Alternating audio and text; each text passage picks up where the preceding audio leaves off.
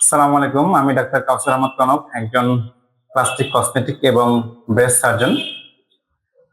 আজকে আমি একজন রোগীর সাথে কথা বলবো, যিনি দীর্ঘদিন যাবৎ গাইনোকোমেশিয়া রোগে ভুগছিলেন। তার যে গ্রেড, এটা ছিল হচ্ছে গ্রেড 2B, অর্থাৎ এখানে এক্সেস ফ্যাট, গ্ল্যান্ডুলার টিস্যু এবং এর সাথে এক্সেস স্কিন বা অতিরিক্ত চামড়াও ছিল। তো আমরা রোগীর সাথে কথা বলবো, তার অভিমত সম্পর্কে আমরা জানবো। আমরা 10 দিন আগে তার অপারেশন সম্পন্ন করছিলাম, লাইপোসাকশন এবং সাবকিউটেনাস মাস্টেক্টমি। আজকে আমরা স্টিচ আপ করলাম। দেখি তার অভিমতটা কেমন। আসসালামু আলাইকুম। ওয়ালাইকুম আসসালাম। আসসালামু আলাইকুম। ওয়ালাইকুম আসসালাম, ধন্যবাদ। আপনার কি সমস্যা ছিল, এটা একটু সংক্ষেপে আমাদের বলেন তো। আমার সমস্যাটা ছিল হচ্ছে এই গাইনোকোমেশিয়া। এটা অনেক আগে থেকে আমি জানতাম, তো হচ্ছে ফ্যামিলিকেও জানাই নাই, কাউকে জানাই নাই। তো আমি হচ্ছে ফেসবুকে একটা স্পন্সরে আপনাদের ভিডিও দেখি, তারপর হচ্ছে আপনাদের কাছে আসি, আচ্ছা আপনাদের জানাই, তারপরে তো ওই অপারেশন। আচ্ছা, এই যে একটা যে বুকটা সাধারণ পুরুষ জাতি একটু বেশি উঁচু ছিল, এটা তো আপনি সর্বপ্রথম খেয়াল করেন। জি, এটা কমানোর জন্য আপনি কি কি করেছেন? আমি প্রায় 6 মাসের মতো জিম করেছি, কিন্তু আমার হচ্ছে আপার চেস্টে যাই হোক চর্বি অনেকটা কমে গেছে, কিন্তু লোয়ার চেস্টে আমি দেখলাম যে না, লোয়ার চেস্টটা হচ্ছে আগের মতোই আছে।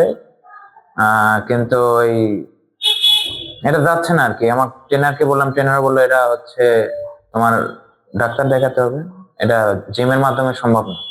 আচ্ছা, তারপর আপনার সাথে পরামর্শ নিলাম আর কি। জি ধন্যবাদ। দর্শক, আমরা জানতে পারলাম যে আসলে এটাই বাস্তবতা যে গাইনোকোমেশিয়া এটা শুধু চর্বি নয়, বিভিন্ন এখানে একটা গ্ল্যান্ড থাকে। জিম করার মাধ্যমে বা বিভিন্ন ডায়েট স্টাইলের মাধ্যমে হয়তো আমাদের অতিরিক্ত চর্বিটা কিছুটা হলেও হয়তো কমবে, কিন্তু ভিতরে যে গ্ল্যান্ডুলার টিস্যু, এটা কিন্তু একটা একজন প্লাস্টিক সার্জনের মাধ্যমে এটা পুরোপুরি অপারেশন মাধ্যমে অপসারণ না করলে এটা কিন্তু শরীর থেকে আসলে যায় না। তো তার অপারেশন অভিজ্ঞতাটা একটু আমরা শুনি। অপারেশন নিয়ে যে একটা ভীতি ছিল, এটার কি অবস্থা? এটা হচ্ছে অপারেশনের আগে অনেকেই ভয় থাকে মনে, তারপরে অপারেশন হচ্ছে করেছি আমি পুরোপুরি অজ্ঞানে, কিছু বুঝতে পারি না ইনশাল্লাহ। আর হচ্ছে আমার খুব ভালো সার্ভিস পেয়েছি, আর আজকে সেলাই কাটা হলো, তারপরেও কোনো ব্যথা নেই, কিছু বুঝি নেই। এই কয়েকদিন হচ্ছে তেমন কোনো ব্যথাও অনুভব করিনি। পরের দিনে আমাকে ছেড়ে দিয়েছে, অপারেশনের পরের দিনই বাসায় যেতে পারছি, হাঁটাহাঁটি চলাফেরা খুব ভালোভাবে করতে পারছি, কোনো সমস্যা হয়নি। আচ্ছা, এটা দাগ নিয়ে কোনো চিন্তা? দাগ নিয়ে অনেক বড় দাগ কি? না না, খুব ছোট্ট। আর ওটা হচ্ছে শুধু দুই পাশে দুইটা ফুটা, আর ওই অ্যারিওলার জায়গায় ছোট্ট একটু ফুটা, তাই তো? জি। আচ্ছা, তো এটা নিয়ে যারা ভয় পায় তাদের উদ্দেশ্যে আপনার কিছু বলার আছে? তাদের উদ্দেশ্যে একটাই বলার, এটা নিয়ে ভয় না, ভয়কে জয় করতে শিখতে হবে।